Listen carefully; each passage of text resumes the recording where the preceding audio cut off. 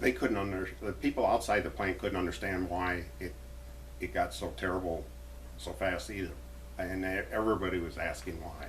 I mean, there was uh, uh, displays and demonstrations in front of the law center when they had some of the people that were causing problems on that Labor Day arrested, and there were demonstrations at the law center. They had police all over the place, and sheriff's deputies, troopers in riot gear all over the place. They had people, as part of our job switching, we would have to move cars around inside the grounds.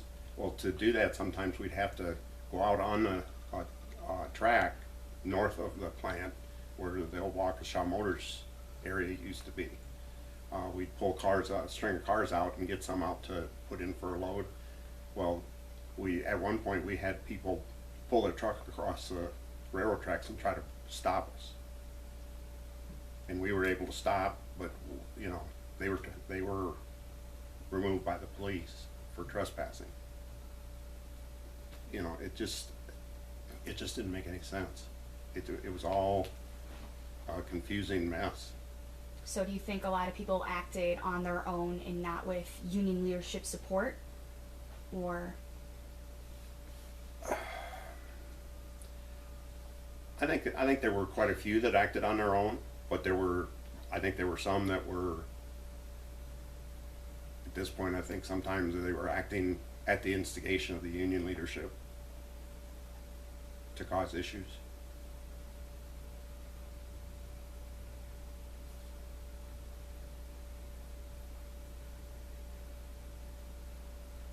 okay, doing great so far, doing really good.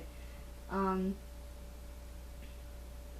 and you remember people being on every other, like, you remember people being on union side and plant side. Yes. So, who would usually be on the side of Clinton Corn?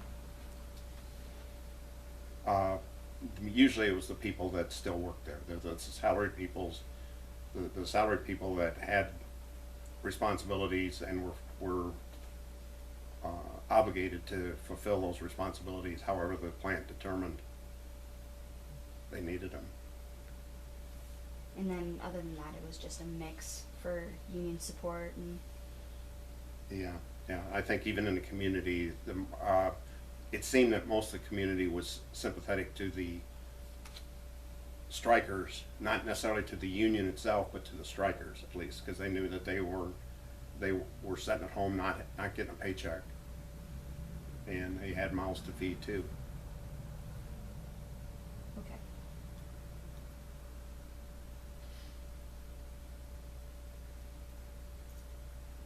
And another question: what did you think about the allegations that Clinton Corn Processing Company coerced employees to vote against the union when they were figuring to shut it down? Well, I hadn't heard any of those allegations before the vote took place, but after I talked to those friends of mine that had heard the results on the radio before they didn't think they could have even finished voting by that point. I wouldn't have put it past them. Well, just to clarify, so you're talking about the vote to go on strike, correct? Yes. Okay. Vote to go on strike. I think what she was saying was as far as the decertification vote, once the strike had wrapped up. Oh, okay. If there was any coercion by the company. There might have been, but I doubt it, because at that point people were so upset at the union, at the union leadership and the local itself, that they didn't want any part of it. I know a lot of people there was some people that did go out on strike and came back, but other people had they settled a strike and brought everybody back to work, they would never have belonged to the union again. They were so angry at them. Okay. Why do you think what caused that evolution, I guess, in the community, the perception towards the union? Obviously, it was a long strike. There were a lot of Yeah. What do you think were the determining factors in that? Well, it's always easy to point to the media, but at that time, the media was paying a lot of attention to those that were causing the trouble. And as such, those people received the ire of the community, whether they were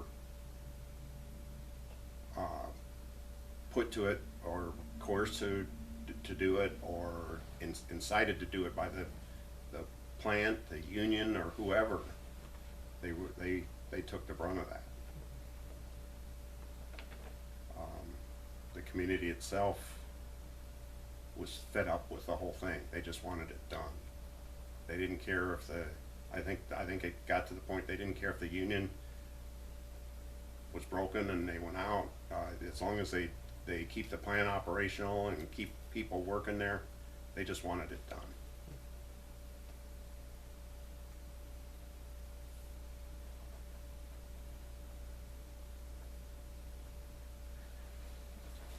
Okay, and we're going to talk a little bit about after the strike and how things were after that. So, how do you think Clinton, or then ADM, or now ADM, is different after the strike? How did things change? Well, of course, after the strike, they came in and fired pretty much everybody. All of us salaried employees that worked our butts off to keep the plant going got canned when ADM took over. And then a week later, we got hired in what they wanted us to do. I was canned from my position as a assistant yardmaster, or switching coordinator, and I was put to work as a mechanic on a shift, doing repair jobs and that in the plant. I had no training for that. They said they'd train me. Never really got any training from the people at the plant either. How long did you end up working at ADM? I left ADM in '83.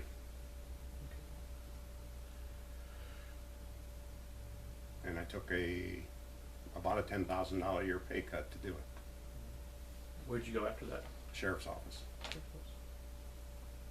And I spent 30 years there and retired a couple of years ago. Okay. And how did the strike affect you personally?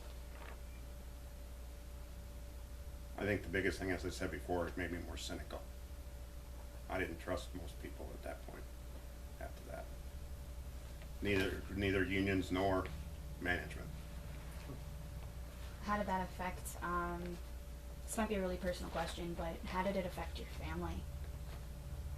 We just didn't talk about it as a family. We agreed that we talked beforehand, and we knew it could be a long strike, and we agreed that it was not gonna be a subject at the dinner table or family gatherings or anything else, and seldom was it ever mentioned.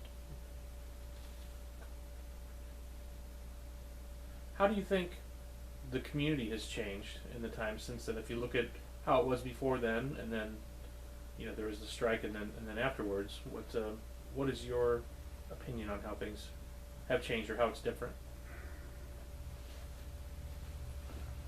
I think the community is much more accepting of a non-union environment now.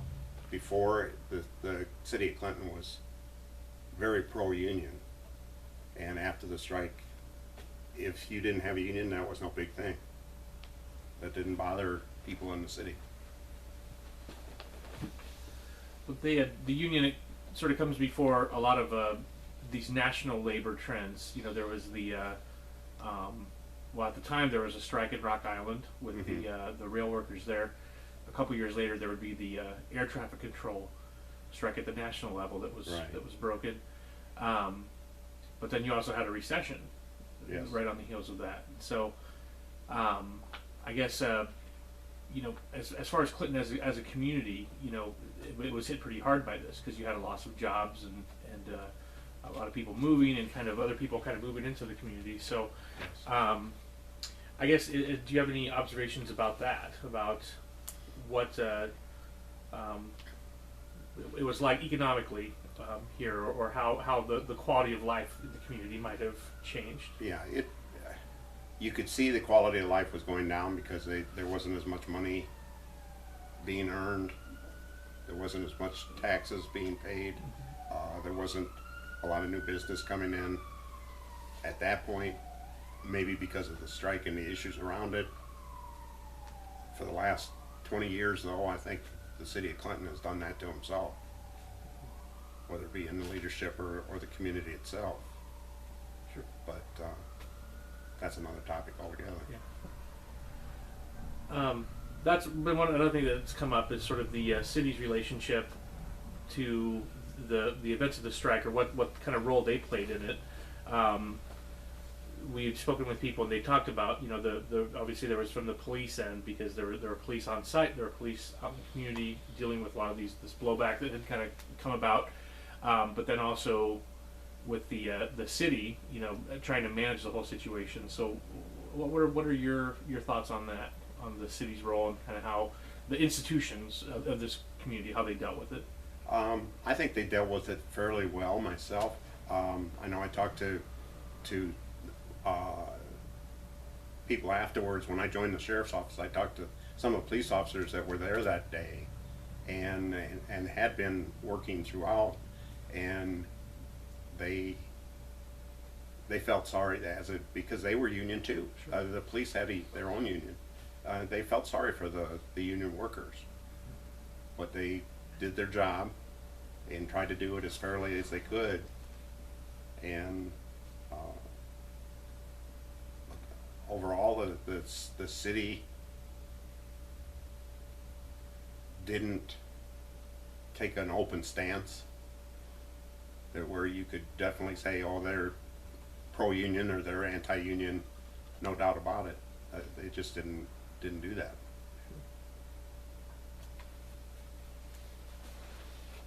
Okay, and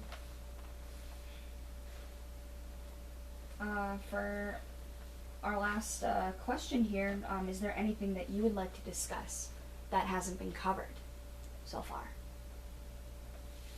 No, I think I've covered everything that I remember from it. I just know that it was a time of turmoil, and everybody was, I know everybody inside the plant that day when the riot occurred was scared, and I would assume that there were some of them on the outside that were scared too for what was happening, because they knew the friends and that were in there, and they didn't want to see that happen.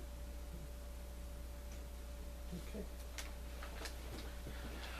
Do you want to make the closing statement or no? No, I don't think so. If not, thank you. Yeah. Okay. Very, very much. Thank you. All right. Okay. That was fun. Thank you. Thank you so much for coming in.